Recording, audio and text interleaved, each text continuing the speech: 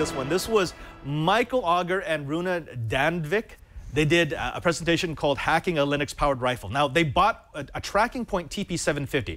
It's based on a Remington 700 308 bolt-action rifle, but it's equipped with a scope that runs Angstrom Linux. It's got 255 megabytes of memory, a 600 megahertz ARM processor, 16 megabytes of flash. This is actually the exploit being run.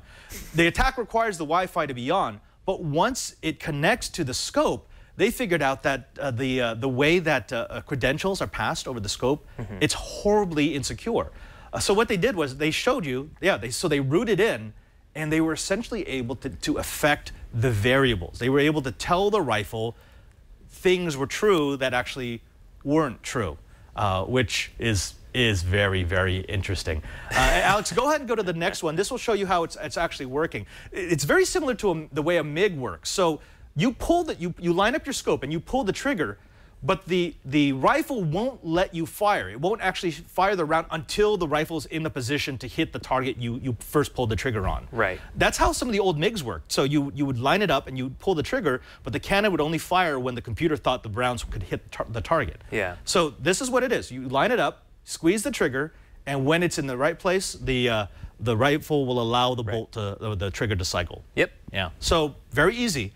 But then, Alex, go ahead and run it. After they ran their exploit, it does this.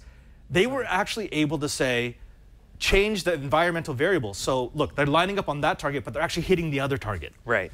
This is so freaking scary. And they didn't like reprogram the rifle. They took advantage of some of the environmental variables that the rifle had. Right, because you can plug in what the windage is. You can do what the weight of the bullet is. Right. So they just said, oh, there's so much wind, you need to push the rifle 2 centimeters over to the right or to the left, and suddenly you're actually shooting at something else. Which, yeah, you know, when you're dealing with a high-power rifle, that's a little bit of a scary hack. Yeah, and the things that they needed for this hack was, I guess there's Wi-Fi on the rifle, so that's what they were able to get into to affect things. And they can't actually get the gun to fire without the trigger being pulled. Yeah, they made a point of that. So it's not as if you could hit a button and the rifle will fire. The way that it works, it's an interlock system. So when you pull the trigger, it tells the scope, that's what I want to hit. But it won't actually let you pull all the way back until the rifle's in the right position to actually hit what you marked as your target.